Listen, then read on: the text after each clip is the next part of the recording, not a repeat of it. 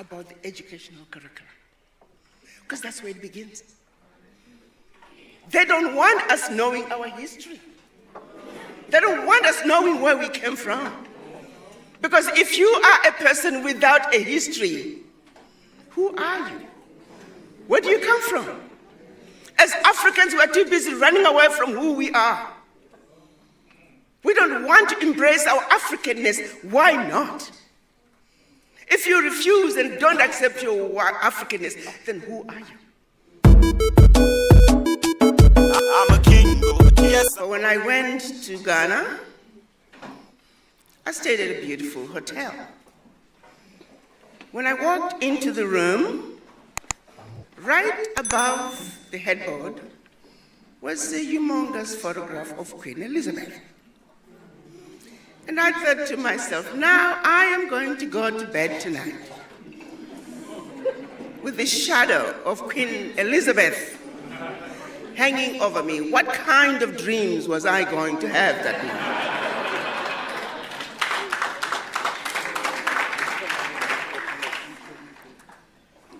I nicely found time. I called my VP and I said, could you help me take this photograph down? We shall put it back tomorrow morning, because tonight I intend to have good dreams. Why is it that in 2024 we still have the photograph of Queen Elizabeth hanging over the walls of hotels in Ghana, and not a single photograph of a king or a chief from Ghana? We know when it comes to West Africa, the document that African countries were made to sign as they attained their quote-unquote independence, the document that's labeled the Pact for the Continuation of Colonization. On one hand, we are giving you your independence, but on the other hand, we want you to sign this document, agreeing to continue to be colonized. And if you choose not to sign this document, in my pocket, I have a gun that has your name. Guinea and Mali, they chose not to sign the document. That France moved into those countries, poured concrete into the sewage pipes, destroyed schools, hospitals, roads, anything that could be destroyed, they destroyed. Anything that they could pick up and take back with them to France, they took. They even took the last pencil. This was done as a way of letting the other African countries know that should you refuse to sign this document, this was the fate that awaited you. You have to give up 85% at that time of your bank reserves, deposit them with France. Those funds, once gone, they're not coming back. All your minerals discovered and yet to be discovered belong to France, and French companies had the first right of refusal. Your language of instruction shall be French. Your military can only be equipped by France. Your military can only be trained by France. You must give up control of your finances. You must give up control of your natural resources. You must give up control of your military. Now, if you stay away from those, you are free to run your country as you wish. What kind of a country are you running? What kind of a leader are you? To this day, those African countries are still required to deposit their bank reserves with France. Now, the numbers have gone down some. They're down to the 50, 55, 60. But by and large, with the exception of Burkina Faso, Niger, and Mali that said, France, pack your bags and go home. The rest of the African countries are still subjected and held to the Pact for the Continuation of Colonization. But our leaders, for various reasons, and we know those who have tried to pull away, they've either been assassinated or exiled. So the realities are there, that if African leaders try to push back, there's some serious consequences. In spite of all that, there are some other issues that they also could deal with. We know the NGOs are nothing but wolf in sheep's clothing as they come into our countries. A lot of embassies as well. We have a few nice embassies. But we have many countries that are also just here to make sure that they continue to destabilize the countries. They make sure that the elections are forever interrupted. Why is it that we are all fully aware that the loans that are being given to African countries, the loans that have been given to African countries for centuries, are frivolous loans that have been paid 1,000,000 times over? Why is it that our ministers of finance every year, twice a year, they go to the World Bank? They know what's going on, but they say nothing. What is keeping us as Africans from coming together and speaking with one voice and letting the World Bank know, and the IMF, that we have paid for these loans a gazillion times over? We aren't paying for them no more. What are we afraid of? Why can't we just say it like it is? It is damn wrong. And it cannot continue.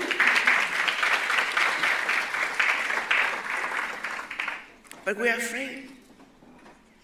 You see, they defeated us where it matters the most.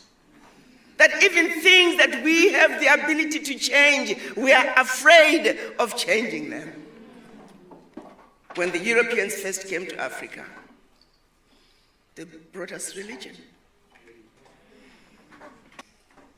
And then we went to church. And they taught us about a human being called Jesus Christ. And they talked about the angels, and they talked about who are in heaven, a place we all want to go to. They're beautiful, they're angelic, they're desirable. And oh, by the way, they're white. And oh, by the way, we are white, like the angels. But remember, in school, they told us this was white. But never mind how we look. We may look rather pinkish, but don't disregard that. We are white believers. Then they turned around and said there's something called hell. And there's a devil there. Ugly, undesirable, does all the horrible things, and that creature is black. And oh, by the way, you too are black. Never mind this black color that we told you in school. A blatant lie was told to us, and we have never stood up to say that's a damn lie. I'm not black. They're not white. You look like the devil because we told you so. We look like the angels because we told you so. So it is when a little 5-year-old black boy is given 2 sets of dolls, black dolls and white dolls, and he's asked which one is mean, he points at the black one. He's asked which one is ugly, he points at the black one. He's asked which one is nice, he points at the white one. Which one is beautiful? He points at the white one. And then when asked which one is more like you, he sheepishly points at the black one. The 5-year-old boy is defeated before his life even begins. Somehow, there are subliminal messages that this boy just knows it. Think about it. So that same little boy who grew up to be the Minister of Education, he's not going to like anything to do with him. So yes, European history is what weighs hard. African history? No.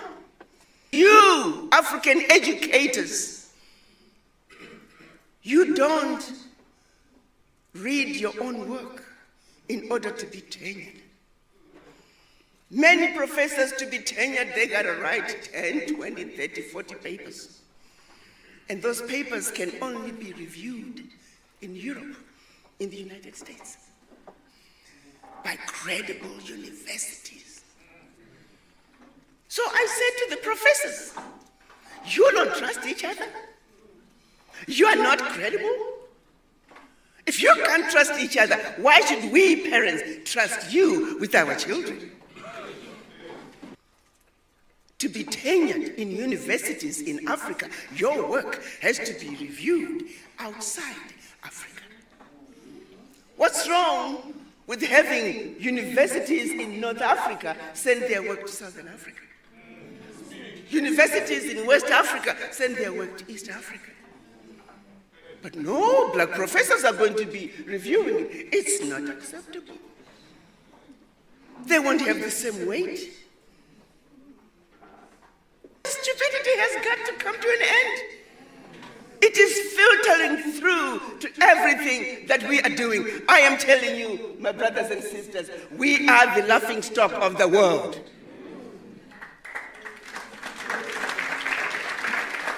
The current US ambassador to the United Nations, and I'm going to call her out, she was fired by President Trump when I was going to Washington. She used to come to my office, and she would say, Ambassador, talk to the ambassadors. They need to speak up.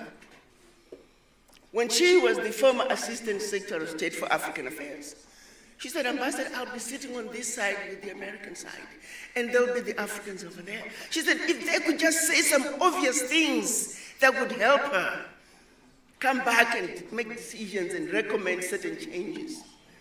But the Africans don't speak. Tell these ambassadors to speak up. Why are we afraid? Because we were defeated where it matters the most, the mind.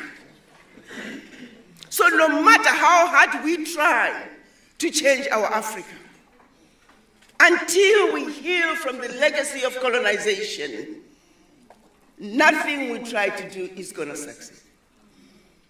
If we don't heal from the legacy of colonization, we will continue to be used as instruments of our own self-destruction.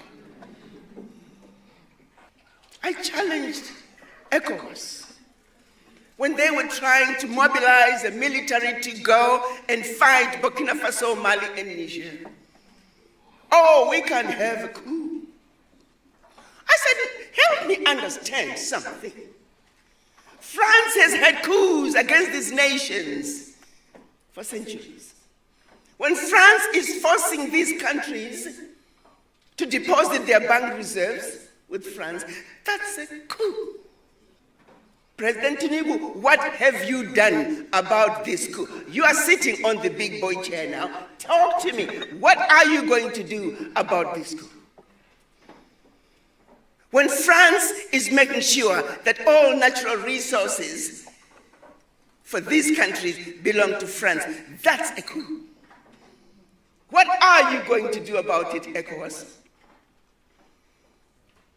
But somehow, we don't see them as coups because it's the white men doing it. If a black man was doing the same thing to another black man, oh, you know, they'll call them out in a heartbeat.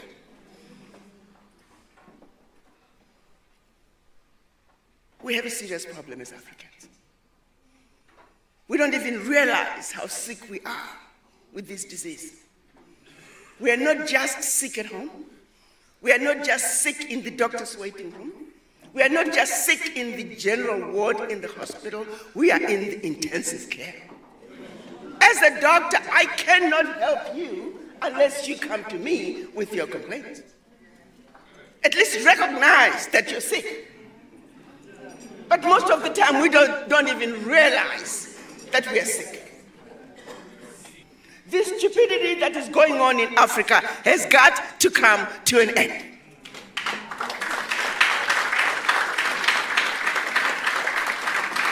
And you can't expect those who put us in positions of servitude to get us out. It's not going to happen. When is the African going to wake up? The African is stupid in Africa. The African is stupid in America. The African is stupid in South America. The African is stupid in the Caribbean. Wherever you see us as black people, we do some of the most stupid things.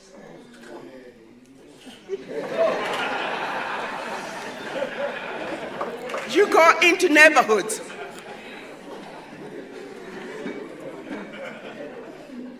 In America, where I've spent most of my time, look at the Mexicans. They stick together like super glue when it comes to issues pertaining to their existence in the United States as Mexicans. The Irish, the Jews, the Chinese, the Indians ask for their voices loud and clear because they understand the importance of unity. They don't have to love each other, but they understand when it comes to issues pertaining to their sheer existence, they must stick together like super glue. But when we ask for the voices of black people, we scatter like mice. We don't believe in each other. I was in Dallas and one Zimbabwean, I was asking, are there a lot of Zimbabweans who are you? No, I don't talk to Zimbabweans. I'm the only black person in my neighborhood, and she was so proud of it. I'm speaking to another friend, this time in Zimbabwe. She was so proud that her son cannot speak Shona, and that the son speaks English like a British. And she's telling me this with a certain level of pride. And that's the mother, which means the child is just as doomed.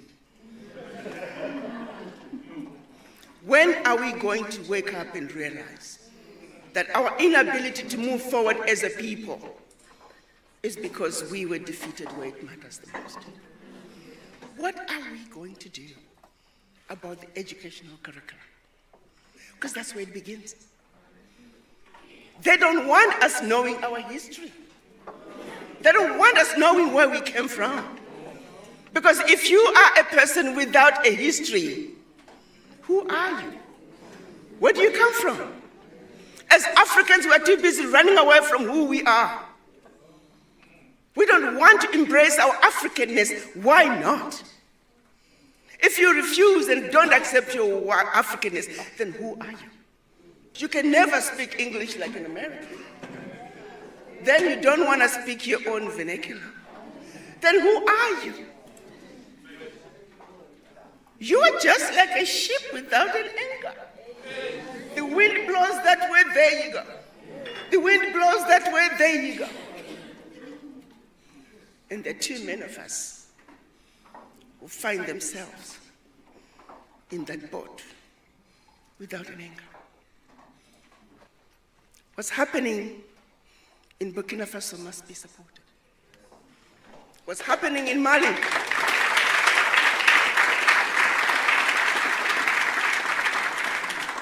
must be supported.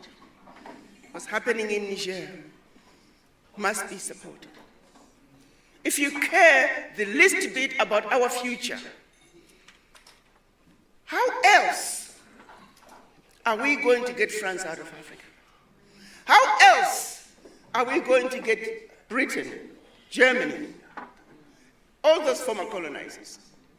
They're now in as multinationals, siphoning billions out of Africa, using safe havens to hide their returns. We know they're here. They are now wolf in sheep's clothing.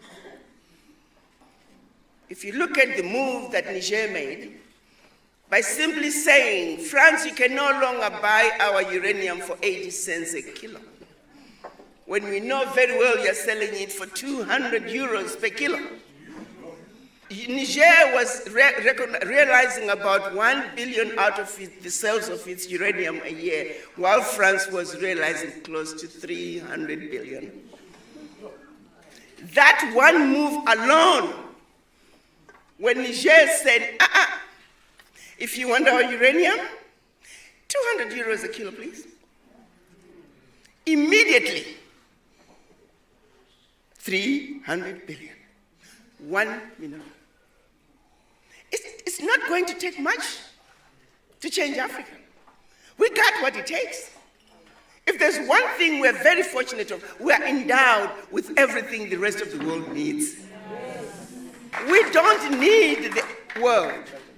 The world needs Africa.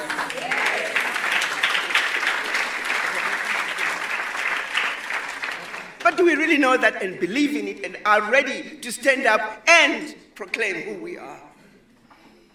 And let them know. But I've sat in meetings where I've seen ministers, America, can you help us with this? Europe, can you help us? Begging endlessly for something that we have. Whatever they are giving you is what they stole from us. And they are giving you peanuts. When are we going to stop being outsmarted by these people? They come to give you aid. You know very well that's your money. But we're so grateful. It's the same thing they're doing at the United Nations. When Africa is supposed to be at the UN Security Council as the 6th and 7th members of the UN Security Council. But you can't have veto power. So come on in, Africa. Oh, we got a kiddie chair over here for you. Sit over there, we got some cookies. Sit over there and be quiet while we take care of business. And we entertain that. Wow. What's wrong with us? What gives me hope is that we have a vibrant African youth who are saying enough is enough. We are not taking this anymore. This abuse has got to come to an end. The exploitation of the African continent has got to come to an end. As long as there's a country called Malawi, as long as there's a country called Gabon with 1.5 million people, as long as there's a country called Eswatini, Berlin Conference is alive and well. And that's where we get defeated internationally through trade. Oh, you're all equal. You are a sovereign nation, Eswatini. You are a sovereign nation, Togo. You are a sovereign nation, Malawi. So let's go to the market. You, Malawi, with your little basket, with 3 eggs, you're coming to the market. And here comes China with truckloads of eggs. I once was told that Zimbabwe thought, well, let's see if we can sell eggs to China. Let's supply some eggs. They're bringing stuff to us. Let's give them eggs. So I told the president, ask people to go do some research and see how much eggs we need to send to China. The report came back and said, Mr. President, the amount of eggs we produce the whole year, that's one breakfast in China.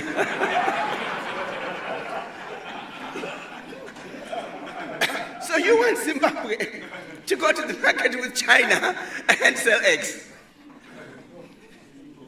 As we speak today, we're all sick from the disease. None of us is exempt. And that's a fact.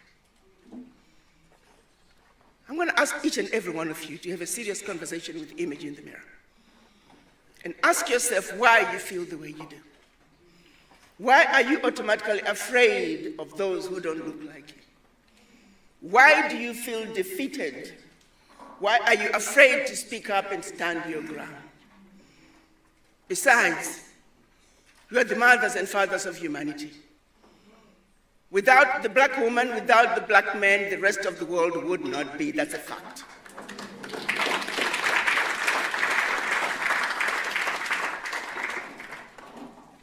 We civilized the world. They came to Africa and stole everything that they never had. Came back with what they stole from us and made us believe that they gave it to us. But they want the history to start from here, so we don't talk about what happened before. My brothers and sisters, we are inheritors of an amazing continent. South Africa is an amazing country. We have people like Nelson Mandela, Walter Sisulu, our very own president. People who suffered and sacrificed everything for this country to be free. Why are we trying to disrespect them and go back? South Africa should lead the way. Nigeria should lead the way. Kenya should lead the way. We have countries that should lead the way because they have what it takes to take Africa where Africa needs to be. Leaders cannot do it alone. If we are not ready to implement those ideas and think he can do it as leadership alone, it's not going to work. I was discussing the issues of the quote-unquote coups in Burkina Faso, Niger, and Mali. One African said, but Ambassador, why do we have to do coups to change government? Why can't we just do like the Chinese do? I said, son, let me ask you one question. During the pandemic, the Chinese built a 10,000 square foot hospital bed in 1 week. Are you Africans ready to do that? I said, son, until you start having the mind of a Chinaman, you can never be like a Chinaman. We have some serious introspection to do. We have some serious thinking to do. We're not asking you to love each other. We simply understand. We want you to understand that while there is a certain level of camaraderie that exists in other races, there was a strategy put in place to make sure that we remain divided and conquered. Fear was intentionally instilled in us, so we will be forever fearful for nothing, but we're just afraid. Is South Africa ready? Is South Africa ready to lead the way? To stand up and say enough is enough?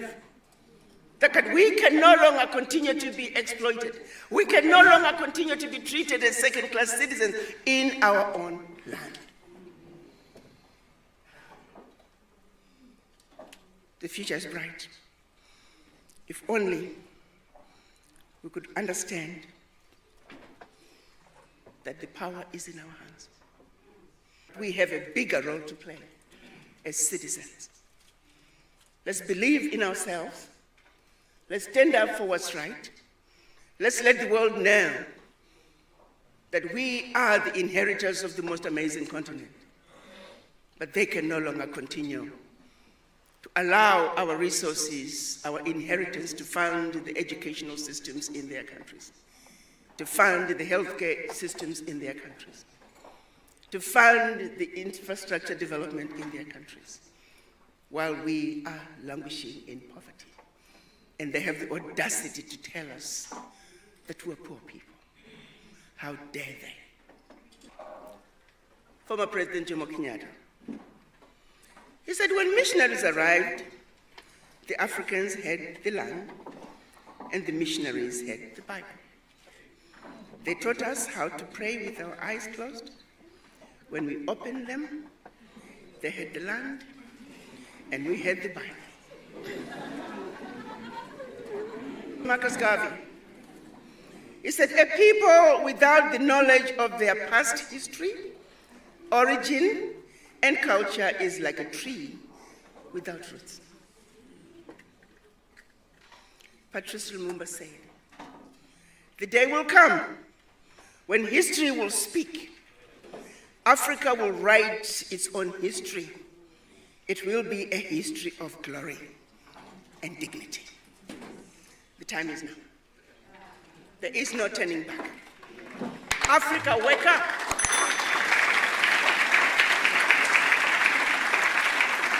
We're simply asking that the world treats us the same way they would want to be treated.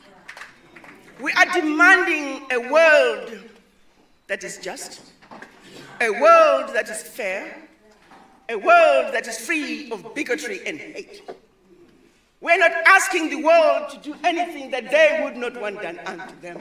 I need each and every one of you, after you've had a serious conversation with the image in the mirror, to stand up on top of the tallest mountain, look in the mirror, and tell the world that we are the proud, the beautiful, the intelligent, sophisticated, highly adaptable, and totally indestructible Africans.